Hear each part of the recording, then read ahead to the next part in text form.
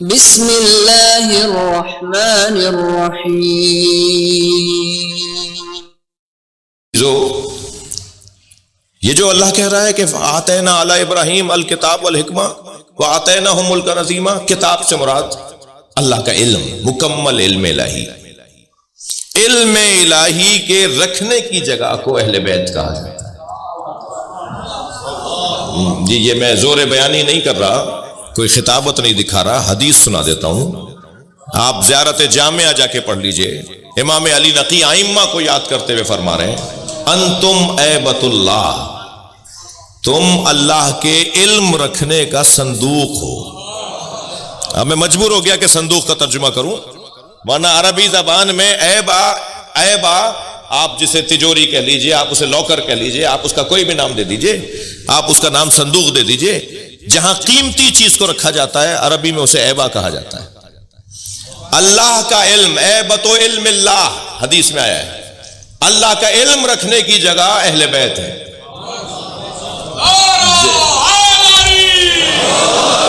جہاں اللہ اپنا علم رکھے وہ اہل بیت کا وجود، لہذا کوئی ایسی چیز نہیں ہوگی جو یہ بتا نہ سکیں۔ بہت بڑا نام ہے، میں نام لینے سے گریز کر رہا ہوں، بہت بڑا نام ہے، سارے مسلمان انہیں جانتے ہیں۔ مولا کے ساتھ تشریف فرمائیں اور کہتے ہیں یا علی، آپ سے جب سوال کیا جاتا ہے تو آپ اتنی جلدی جواب دیتے ہیں کہ کوئی آپ کو اندازہ تھا کہ سوال کیا ہوگا؟ کبھی سوچ لیا کریں سوال دینے سے پہلے۔ میرے مولا نے بے ساختہ فرمایا آپ کے ہاتھ میں انگلیاں کتنی ہیں؟ کہنے لگے 5۔ حضرت نے فرمایا سوچ کے جواب دیا ہوتا۔ کہنے لگے اس میں سوچنے کی ضرورت ہی نہیں تھی، یہ بات مجھ پہ بہت واضح تھی۔ حضرت نے فرمایا جیسے آپ پر 5 انگلیاں واضح ہیں، مجھ پہ کائنات واضح ہے۔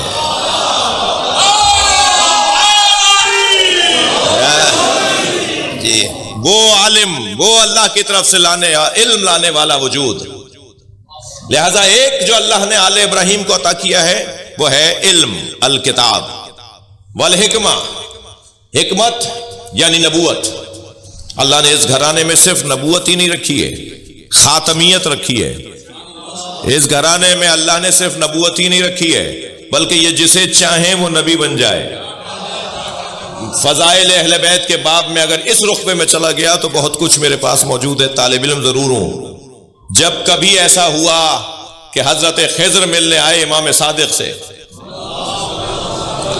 اور امام موسیٰ کاظم گہوارے میں تھے، اور خضر نے بڑھ کر کہا کہ میں آپ کے فرزند کو سلام کرنا چاہتا ہوں، اور سلام کرتے ہوئے جب کہا السلام علیکہ ایھا الصبی الذکی، اے طاہر و مطہر بچے تم پر میرا سلام ہو، تو گہوارے سے امام کاظم بولے کہ میں بچہ نہیں ہوں، دریاؤں پہ تو میں نماز پڑھانے والا ہوں۔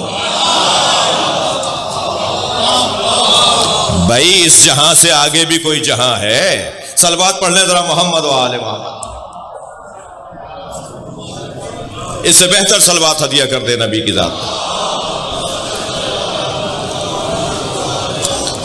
کیونکہ ہم مادی دنیا کے محدود لوگ ہیں تو ہمیں اس سے ہٹ کر کی جو دنیا ہے اس پہ غور کرنے میں ذرا دقت کبھی ہو جاتی ہے۔ تو یہ حکمت، نبوت، معدن نبوت، السلام علیکم یا اہل بیت النبوہ و معدن الرسالہ، اہل بیت نبوت، معدن رسالت، یہ گھرانہ حکمت ہم نے آل ابراہیم کو عطا کی ہے۔ اور کیا عطا کیا ہے؟ وَآتَيْنَاهُمْ، پھر ایک مرتبہ لہجہ بدلا، ایک اور تاکید کے ساتھ آتینا کا لفظ آیا، ہم نے۔ اچھا چیلنج تو دیکھیے، تحدی، چیلنج، مجال ہے کہ کوئی اہل بیت سے کچھ چھین لے،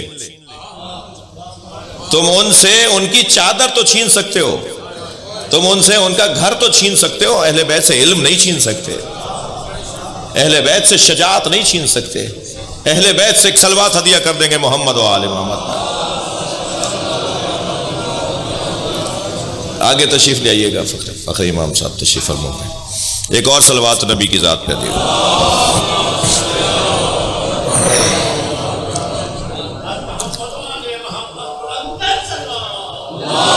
اللہم صلی علی محمد و آل محمد۔ وَآتَيْنَاهُمْ مُلْكًا عَظِيمًا، میرے نئے آنے والے مہمانوں کے لیے صرف ایک جملہ عرض کروں گا کہ پروردگار عالم نے اہل بیت کی عظمت میں یہ آیت نازل کی کہ کچھ لوگوں کو ان لوگوں سے حسد ہوتا ہے جنہیں اللہ نے اپنے فضل سے عطا کیا ہے. ہم نے آل ابراہیم کو کتاب بھی عطا کی ہے، ہم نے آل ابراہیم کو حکمت بھی عطا کی ہے، اور ہم نے آل ابراہیم کو امامت یعنی ملک عظیم بھی عطا کی ہے. ان کی امامت کسی بارڈر کی محتاج نہیں ہے، ان کی حکومت کسی علاقے کی محتاج نہیں ہے، ان کی حکومت جغرافیائی حدود میں محدود نہیں ہے، ان کی حکومت دلوں پر اور دماغوں پر ہے. دنیا کا کسی کونے میں رہنے والا فرد ہو نہیں سکتا جو علی مولا سے محبت نہ کرتا. دنیا میں کوئی شخص نہیں ہے جو حسین مولا کا احترام نہ کرتا ہو. یہ ہے وہ حقیقی حکومت، وہ ہے تسلط جو اس معاشرے پر اور انسانوں پر، اور صرف انسانوں پر نہیں، موضوع نہیں ہے ورنہ جائیں تو حیوانوں کے بارے میں بات کریں کہ حیوانوں کا احترام اہل بیت کے لیے کیا تھا. پتھروں اور پودوں کے اوپر اگر غور کریں کہ اہل بیت کے لیے اس مخلوق کا، نباتات اور جماعتات کا احترام کیا تھا. یہ مضمون نہیں ہے. وَآتَيْنَاهُمْ مُلْكًا عَظِيمًا، اور ہم نے آل ابراہیم کو ملک عظیم عطا کیا ہے. ہم نے آل ابراہیم کو ملک عظیم عطا کیا ہے. توجہ چاہوں گا، یہ جو قرآن نے کہا نا کہ کچھ لوگوں کو ان لوگوں سے حسد ہوتا ہے کہ جن لوگوں کو ہم نے اپنے کرم اور فضل سے یہ چیزیں عطا کی ہیں، میرے مولا علی نے اپنے سینے پہ ہاتھ رکھا اور فرمایا نحن محسودون الذین فی الآیہ، ہم ہی وہ محسود ہیں جس کا اللہ نے قرآن میں ذکر کیا ہے. یہ سارے کمالات اللہ نے ہمیں دیے ہیں، یہ سارے کمالات اللہ نے ہمیں دیے ہیں. اللہ نے ہمیں کتاب یعنی علم بھی عطا کیا ہے، اللہ نے ہمیں نبوت بھی عطا کی ہے، اللہ نے ہمیں امامت بھی عطا کی ہے. اور پھر ایسی کیفیت میں کیا ہوگا؟ حسد ہوگا ان لوگوں کے ساتھ جن کو اللہ اپنے فضل سے عطا کرے گا. دیکھیے حسد، میں ماشاءاللہ اللہ نے آپ میں سے سب کو ہی کچھ نہ کچھ نوازا ہے. یہ ایک بیماری ہے حسد، اور اس کا شکار شاید آپ میں سے کوئی ہی ہو جو نہ ہو، اور یہ کیفیت رہتی ہے معاشرے کے اندر. حسد کرنے والے کے اندر ایک بہت بڑی کمزوری ہے. رشک اور ہے، حسد اور ہے، آرزو اور خواہش اور ہے. ہمیں آرزو اور خواہش تو کرنی چاہیے، رشک بھی کرنا چاہیے، مگر حسد ایک بیماری ہے. آرزو یہ کہ میں آپ کو ترقی کرتا ہوا دیکھوں تو اللہ سے دعا کروں کہ یا اللہ یہ مجھے بھی دے دے، یہ ہے آرزو، یہ ہے خواہش. رشک یہ ہے کہ کاش یہ میرے پاس بھی ہوتا. ایک حدیث ہدیہ کر رہا ہوں جس میں رشک کا لفظ عربی میں استعمال ہوا ہے. معصوم ارشاد فرماتے ہیں انا امی العباس عند اللہ منزلتن.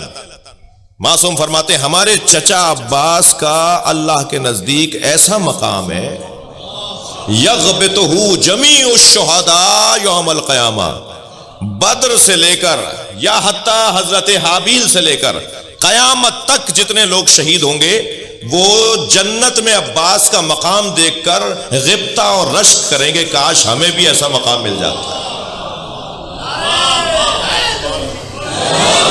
جی ان امی العباس عند اللہ منزلتن یغبطہ جمیع الشہداء یوم القیامہ. تمام شہید عباس کی منزلت کو دیکھ کر رشک کریں گے. تو رشک کرنا اچھی بات ہے،